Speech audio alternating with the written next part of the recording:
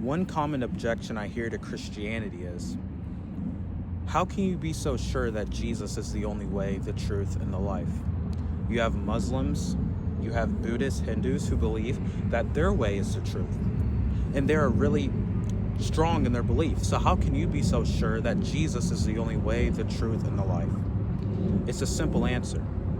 It's not the intensity of my faith that determines reality, but it's the reliability of who I've chosen to put my faith in that validates my faith. If I believe this camera is God, that does not make it God because I really strongly believe it. Rather, if I put my faith in Jesus who truly raised from the dead, then that's well-founded faith because of the evidence. You see, my faith does not make evidence. Rather, the evidence determines who I put my faith in. So if the evidence is that Jesus really came, he really died, and he really raised from the dead, that's not a blind faith because I really believe it. Rather, it's faith based off of evidence. What is the evidence Jesus died? What is the evidence he raised from the dead? And we have 4 Gospels of Matthew, Mark, Luke, and John, 4 separate Gospels written by 4 different people, all agreeing to an infinitesimal degree, all attesting to the one life of one man, Jesus, who really lived, really died, and really raised from the dead. And eyewitnesses saw him risen from the dead, and they wrote what they saw. Luke and Paul records that over a period of 40 days, Jesus appeared to over 500 people. We even have historians like Tacitus in his book 15, chapter 44, writing about Jesus, or Josephus in Antiquities 18.3.3. We have Suetonius, Pliny the Younger, writing about how he executed Christians and tortured 2 Christian women.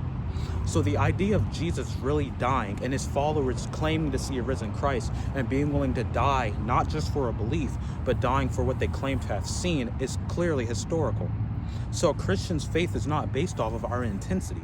My intensity doesn't determine reality. Rather, my faith is put in whatever is most reliable. See, my faith is trying to get in tune with reality.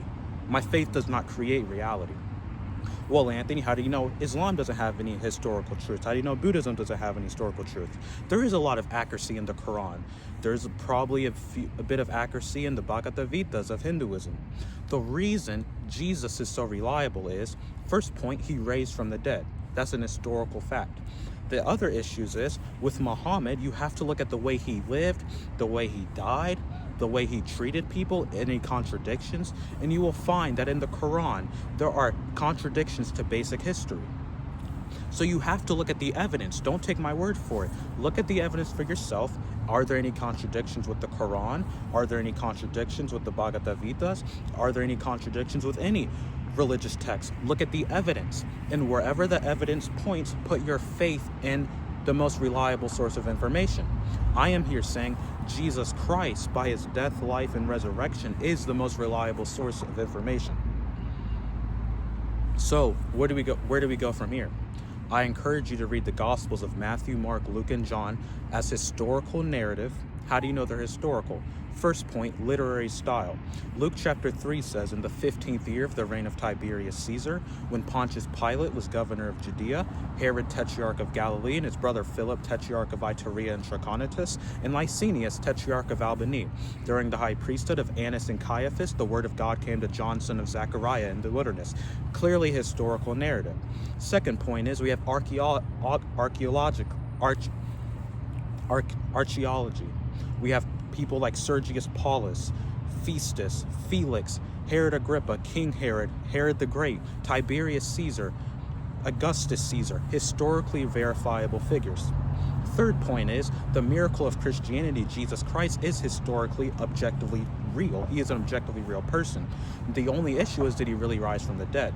To disregard Matthew, Mark, Luke, and John because they are religious texts is intellectually dishonest. Why?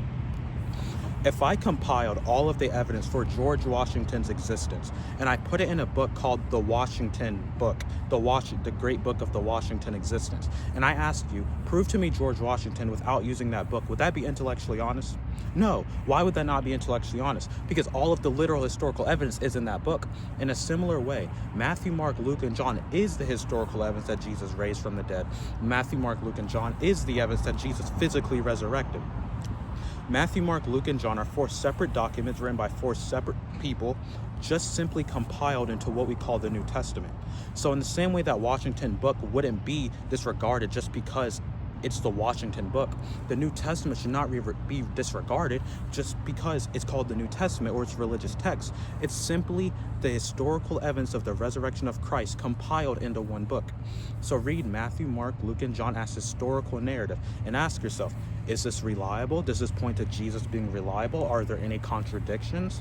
Not differences, are there contradictions? If not, I think the most historically and intellectually wise decision would be to put your faith in him. If there is, then there is. But in my personal reading, I have not found one.